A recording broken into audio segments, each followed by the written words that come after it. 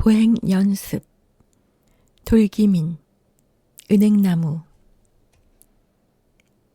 오늘은 아침 일찍 출근하는 날입니다. 그리 자주 있는 일은 아니에요. 그 사람이 오전에만 집이 빈다고 해서요. 여러모로 조건이 좋아서 그를 놓칠 수 없습니다. 물론 그의 신체적인 조건을 말하는 겁니다. 나는 그가 어떤 사람인지 잘 모릅니다. 즐겨 먹는 음식, 좋아하는 색깔, 요즘 듣는 음악, 모두 내 관심사가 아니에요.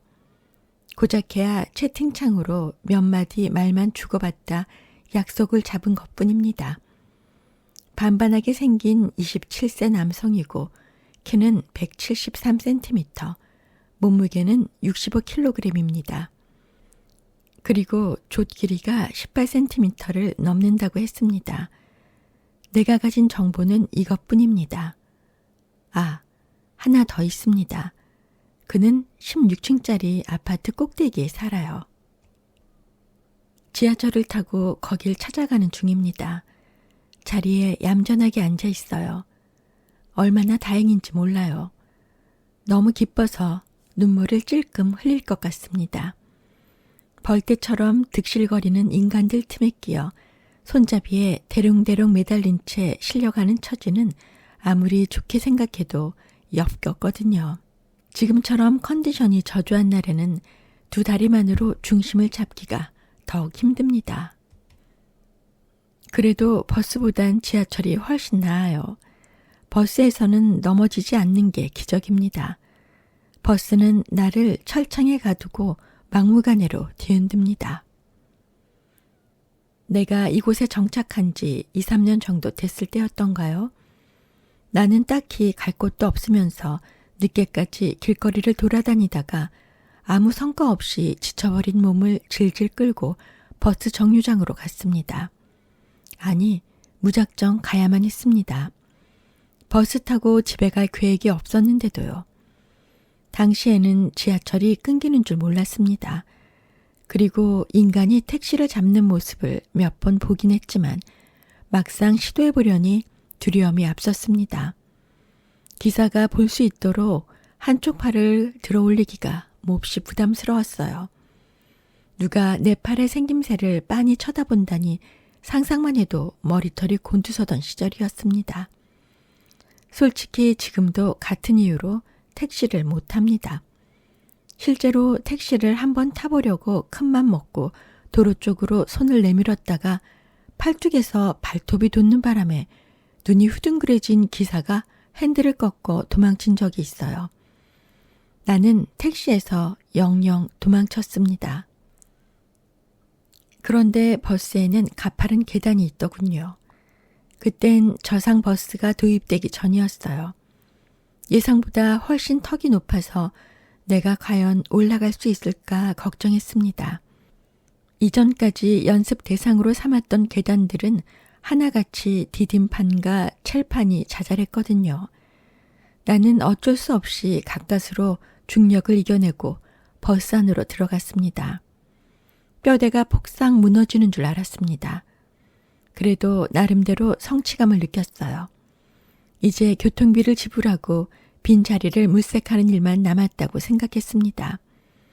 하지만 잠시 숨을 고를 틈도 없이 버스기사가 가속 페달을 밟았고 나는 뒤쪽으로 굴러가 좌석 밑에 처박혔습니다. 먼지와 땀과 피가 엉겨붙었습니다. 너무 놀라 꼼짝도 못했습니다. 수치심을 느낄 여유도 없었어요. 기사는 듣도 보도 못한 욕설을 퍼부었고 승객들은 나를 실컷 비웃었습니다. 그들은 나를 돕지 않았어요. 내 촉수를 잡고 일으켜 세워줄 의향이 조금도 없었습니다.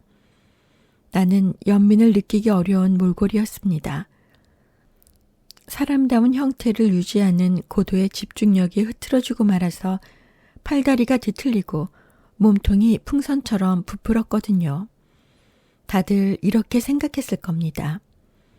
내가 조금만 덜 역겨웠다면 발벗고 나서서 도와줬을 텐데. 그 후로 어떻게 집을 찾아갔는지는 기억나지 않습니다. 피부에 박힌 가시가 뽑히듯 기억의 파편이 제거된 것 같았어요. 눈을 뜨니 어두컴컴한 거실 바닥에 널브러져 있었습니다. 옷과 신발은 내 체형을 견디지 못해 차에 깔려 죽은 고양이 시체처럼 터진 지 오래였고 나는 당장이라도 살인을 저지를 만큼 배가 고팠습니다. 지금도 배가 고프군요. 축축하고 지린내 나는 지하철 환경을 감내하며 그에게 가는 데에는 그만한 이유가 있습니다. 나는 허벅지에 올려놓은 큼직하고 투박한 등산 배낭을 꼭 껴안았습니다. 윤기가 흐르고 반짝거리는 도구들을 가지런히 정리해 배낭에 넣어두었습니다. 배고픔을 해결해 줄 녀석들입니다. 지하철이 흔들릴 때마다 들리는 절그럭절그럭 소리에 귀를 기울이다 보면 잠시나마 허기를 잊고 마음이 한결 편안해져요. 창밖에서 후두둑 떨어지는 빗소리를 가만히 들을 때처럼 졸음이 몰려오기도 합니다. 나는 얕은 잠에 빠져듭니다. 객실을 가득 채운 승객으로 인한 부담감이 서서히 희미해집니다. 배낭이 앞으로 넘어져 잠에서 깼습니다. 쿵 하고 둔탁한 소리가 났어요. 사람들은 눈을 흘기며 못마땅한 표정을 지었습니다. 소음에 대수롭지 않은 원인을 파악하고 나서야 다시 자기 일에 집중했습니다. 배낭을 허벅지 굴곡에 맞게 고정하는 동안 나는 미처 헤아리지 못한 변수를 떠올렸습니다. 당신은 내 성별이 무엇인지 궁금한가요? 어쩌면 불안을 조금 느끼는지도 모르겠습니다. 혹시 내가 한 말이나 말투에서 단서를 모조리 찾아 화자의 성별을 알아맞히려고 몸부림쳤나요? 그래서 그것이 실제로 맞든 틀리든 간에 어떤 결론에 도달했는지? 내 의지와 무관하게 이곳에 던져지고 아등바등 목숨을 부지하면서 거의 모든 사람이 누구를 만나건 일단 상대방의 성별을 고려한다는 사실을 깨달았습니다. 성별을 알아내고 나서야 상대방을 동등한 존재로 대할지 말지 결정하는 것 같았어요. 성별 구분은 의심의 여지 없이 너무 빠르게 이루어져 그 과정을 세세히 의식하기 어렵습니다. 하지만 어렴풋이 인지하기도 해요. 타인의 성별이 불확실한 경우에 시야에 들어온 존재가 여자인지 남자인지 단숨에 판단할 수 없으면, 다시 말해 판단의 근거가 충돌하면 그들은 금방 초조해집니다. 그들의 폐쇄적인 인식 체계로는 그의 몸짓을 도저히 해독할 수 없을 뿐더러 어떻게 대해야 할지, 이를테면 어떤 호칭으로 불러야 할지 결정하기가 곤란하기에. 당신은 성별 맞추기 게임의 숙련자입니다. 뛰어난 능력을 부정할 생각은 없습니다. 아주 어릴 때부터 옷으로 몸을 가린 사람들의 가려지지 않은 나머지 특성으로 그들의 성기 모양과 그에 대응하는 성별을 추측하며 살았을 테니까요. 항상 정답을 맞췄다고 확신하면서. 하지만 당신이 저지른, 앞으로도 저지를 실수를 인정하지 않는 게 문제입니다. 이 게임을 시작한 것 자체가 실수임을 아무도 모릅니다. 미안합니다. 여태 내 성별을 밝히지 않아서 당신이 불안에 떨도록 내버려 두었군요. 잔인하기도 하지.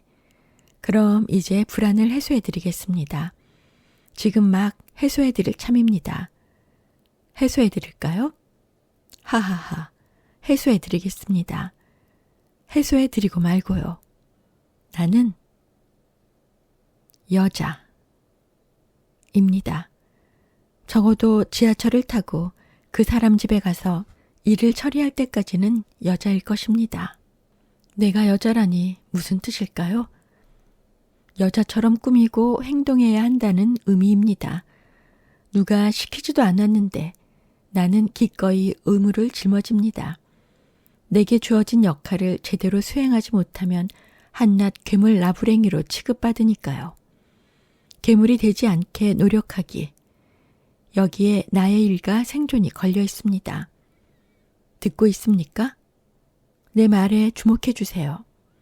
나는 순전히 먹고 사는 문제를 얘기하는 겁니다. 나는 여자. 때에 따라서는 남자가 되지 않으면 굶어 죽을 수밖에 없습니다. 그냥 살아있는 것만으론 배고픔을 해결하기 어렵습니다. 우리는 언제나 뭔가를 더 해야만 합니다. 버스와 지하철에서 두 발로 중심을 잡아야 한다거나 여자가 되어야 한다거나. 이제 슬슬 내릴 때가 됐습니다. 지하철에는 사람이 너무 많습니다. 쓸데없다 느낄 정도로요. 이것들은 전부 밤에 어디에 처박혀 있다가 해가 뜨자마자 고개를 내밀고 밖을 싸돌아다닐까요? 하루라도 발을 놀리고 입을 나불거리지 않으면 몸이 굳어버리나 봐요. 그나저나 이번 역에서 승객이 충분히 빠져나가지 않을까봐 조마조마합니다. 나는 자주 두려움에 시달립니다. 출입문에서 멀리 떨어진 좌석에 앉아 있으면 더더욱 그래요. 인적이 드문 숲처럼 빽빽하게 들어찬 사람들을 뚫고 지나갈 자신이 없습니다. 그리고 잠시만요, 내릴게요 라는 말을 내뱉을 엄두가 나지 않습니다. 초조한 상태일 때 내 목소리는 닭의 울음처럼 갈라지고 맙니다.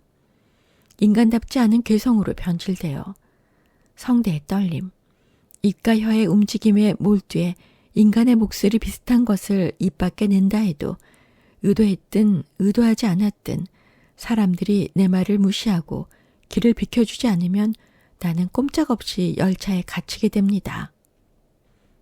이런 상황이 반복되면 제 시간에 남자를 만날 수 없을 것이고 설령 그가 아량을 베풀어 약속 시간을 어긴 잘못을 눈감아 준다 하더라도 다음 일정이 지나치게 틀어질 겁니다.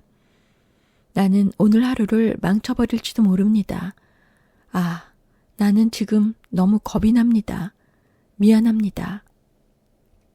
내가 칭얼거리는 소리를 당신이 애써 들을 이유는 눈꼽만큼도 없는데 하지만 부디 끝까지 견디면 좋겠습니다. 나는 당신과 무관한 존재, 그러니까 지구에서 600만 광년 떨어진 얼음 행성에 사는 외계 생명체가 아닙니다. 나는 바로 당신 곁에 있어요. 출입문이 열렸습니다. 지방으로 막힌 혈관이 뚫리듯 승객들이 시원하게 꺼져주고 있습니다. 어쩌면 그들을 열렬히 사랑할 수도 있겠습니다. 나는 쓸데없는 망상을 얼른 제쳐두고 경미한 현기증을 느끼며 출입문을 통과했습니다. 출입문은 9년 전 실수로 내 옆구리를 모질게 깨문 적이 있습니다. 그는 나에게 사과하지 않았고 나는 아직도 그를 용서하지 않았습니다. 그래서 내 현기증은 만성이고 앞으로도 만성일 것입니다. 그래도 상관없습니다. 내가 원하는 역에 무사히 하차했는데 현기증 따위가 문제일까요? 아닙니다.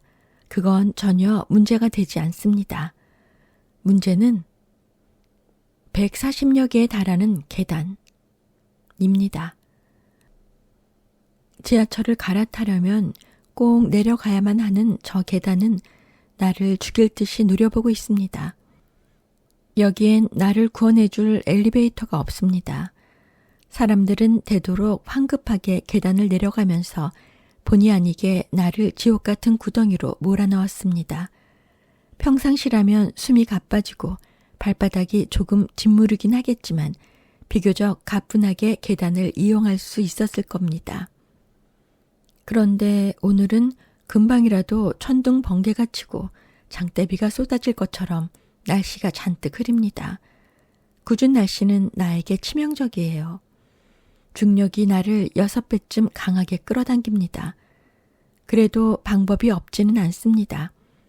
나는 직진하는 인파를 조금씩 대각선으로 헤치며 오른쪽 벽에 달린 손잡이를 붙들었습니다. 몇 사람의 발을 밟고 어깨를 쳤는지 모르겠지만 괜찮습니다. 내 목숨이 최우선이에요.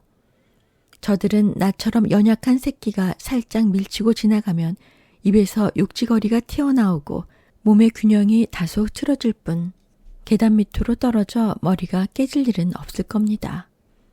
나는 머리를 깨트리고 싶지 않습니다. 계단에서 수없이 넘어져도 아직 깨지지 않았지만 내 머리통의 생사를 오로지 운에 맡기고 싶은 생각은 추호도 없으니까요. 잊어버렸을까봐 얘기하는데 나는 커다란 배낭까지 메고 있습니다.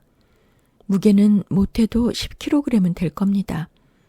내가 이제껏 납작하게 다져지지 않고 악착같이 버텼다니 신기할 따름입니다.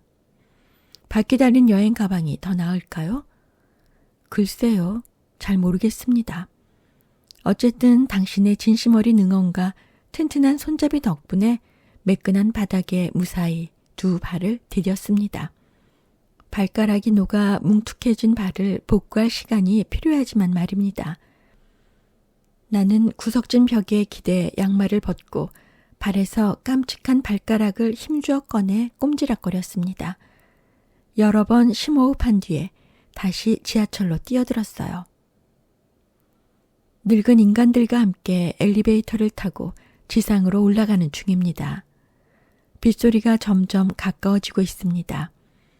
비는 사람을 때리고 싶어 안달합니다. 그러나 나는 비에게 폭행당할 정도로 멍청하지 않아요. 우산을 활짝 펼쳐들었습니다.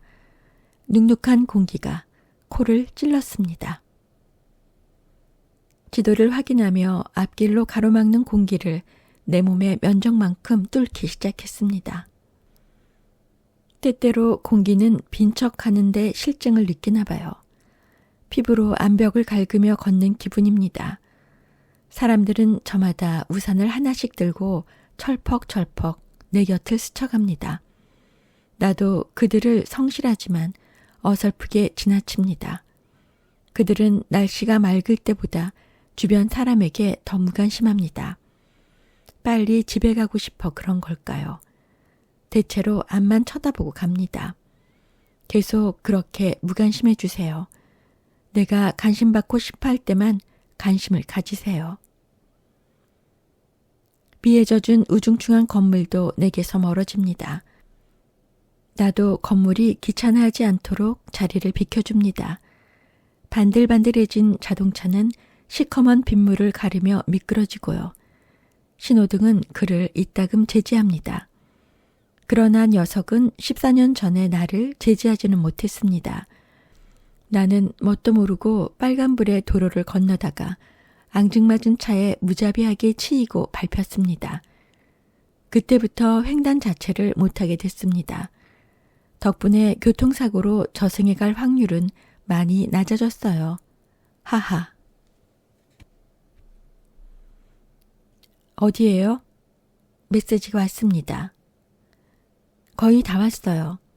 서둘러 문자를 보냈습니다. 우산을 잡은 손이 부들부들 떨렸습니다. 잘 찾아올 수 있겠죠? 네. 벨은 누르지 말고 노크하세요. 알았어요. 아파트 단지에 들어섰습니다. 아파트는 이끼가 낀 것처럼 푸르죽죽했어요. 그리 어렵지 않게 210동을 찾았습니다. 건물이 낡아 군데군데 칠이 벗겨졌지만 까만 숫자만은 진하고 또렷했습니다. 시력이 나쁜 나도 쉽게 알아볼 수 있었어요. 나는 210동의 위치를 파악한 순간 심장이 두근거렸습니다. 수십 번을 되풀이해도 도무지 익숙해지지 않는 일입니다. 매번 처음 저지르는 것처럼 식은땀을 흘립니다. 하지만 긴장되는 만큼 임무를 완수했을 때 얻는 쾌감이 강렬합니다. 나는 매일 사소한 실수로 신세 망칠 위험을 무릅쓰고 모르는 사람을 만나러 갑니다.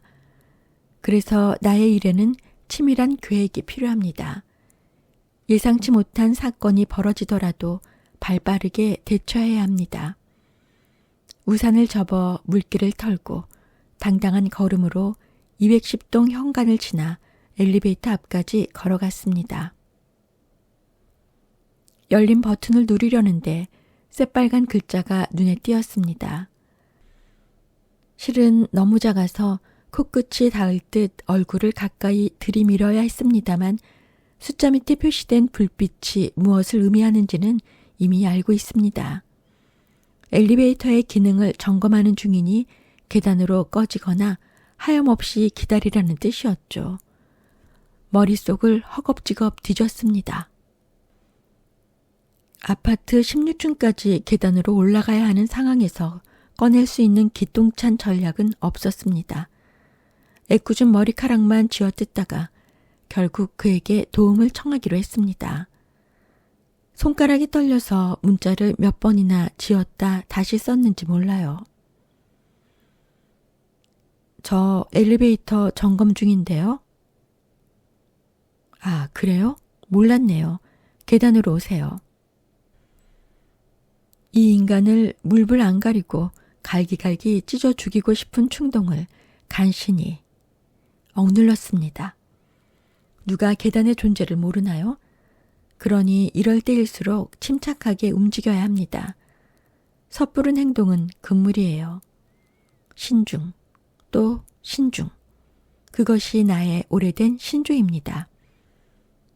신조를 잊어버리고 멋대로 움직이다 어떤 비극이 닥쳤는지 아직도 또렷하게 기억하고 있습니다. 천천히 와요. 기다릴게요. 천천히? 오라고? 기다리겠다? 이 남자는 비도 오고 기분도 울적한 날에 어디 한번 죽어보고 싶은가 봅니다. 만약 그가 자살 수단으로 나를 선택한다면 그의 결심을 뼈저리게 후회하도록 만들어주겠습니다. 내가 가하는 육체적 고통이 극심해서 현실의 달콤함에 속아 넘어갈 것입니다. 살려달라고 울부짖는 순간에 숨통을 끊어놓을 것입니다. 어쨌거나 그의 말 같지도 않은 농담을 어떻게 받아들여야 할지 갈피를 잡을 수 없었습니다.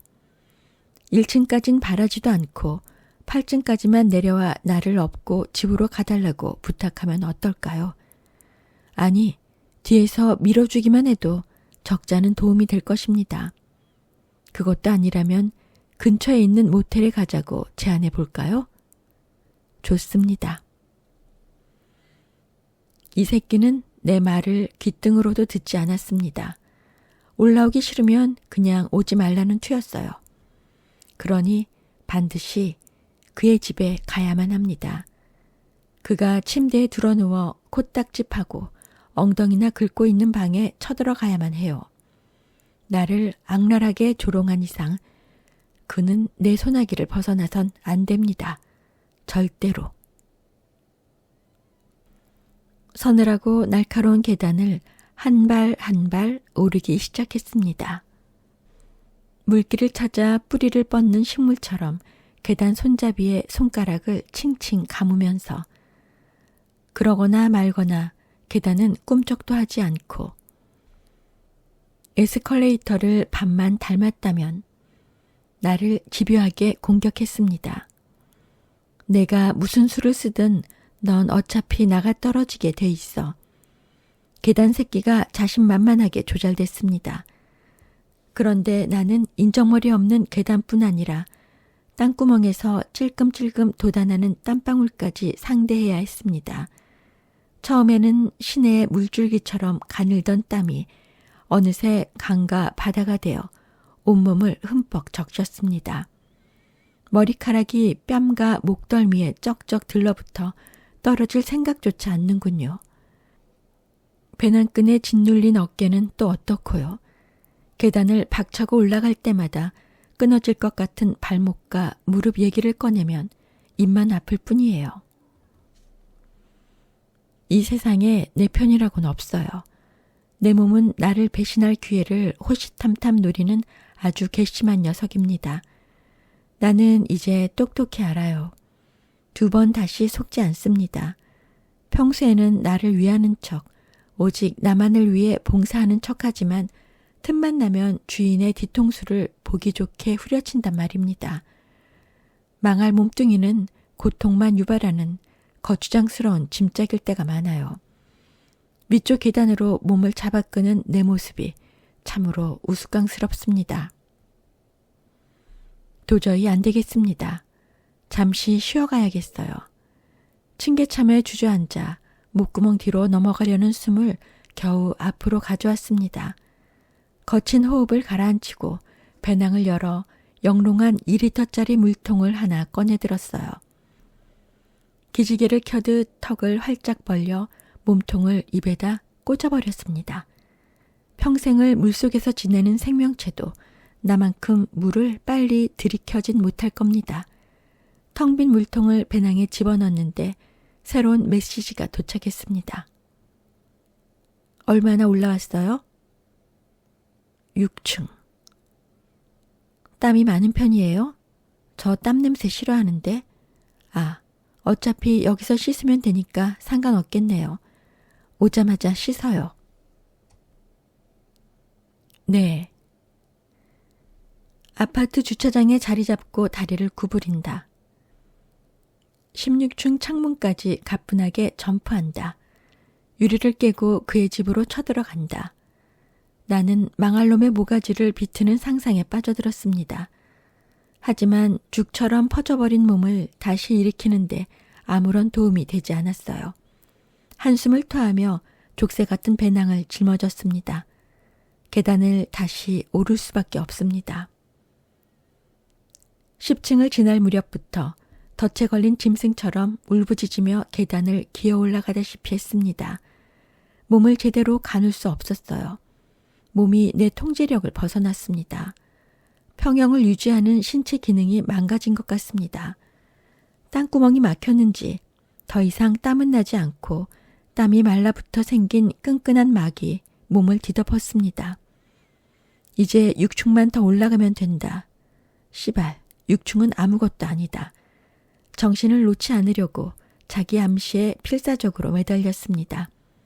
지금 내 꼬락서니가 어떤지 잘 모르겠습니다. 관심을 쏟을 여력이 없다가 한결 정확한 표현이겠습니다. 아무래도 경험상 내 몸은 오븐 속 빵 부럽지 않게 팽창하기 직전일 겁니다. 틀림없어요. 허벅지가 꿈틀거리며 바지를 뚫고 튀어나오려 합니다. 몸집을 불리는 성난 파도예요. 이런 치골 쪽이 뻐근하네요. 다리가 자라려나 봅니다. 사타구니에 숨겨둔 다리는 바위돌을 깨부수는 나무 뿌리처럼 강인한 생명력을 지니고 있습니다. 셔츠와 바지에 달린 단추가 사방으로 총알처럼 튀어나갔습니다. 나는 내 몸 하나 제대로 못 다루는 무기력한 존재입니다. 그러나 계속 올라가야 합니다. 녀석을 무조건 앞으로 위로 떠밀어야 합니다. 이제 와서 내려갈 순 없습니다. 생고생에 겨우 올라왔는데 아까워서 어떻게 내려가나요? 내려갈 힘으로 올라가는 게 낫습니다. 비록 내가 위태롭게 흔들리더라도 16층 방향으로 흔들리면 좋겠습니다. 배고파 죽겠습니다. 싱싱한 음식이 먹고 싶습니다. 식량을 모아야 합니다. 고향을 찾아 떠나야 합니다. 가족을 만나야 합니다. 사랑받고 싶습니다. 사랑이 절실합니다. 나를 사랑해 줄. 좋아요, 구독 부탁드립니다.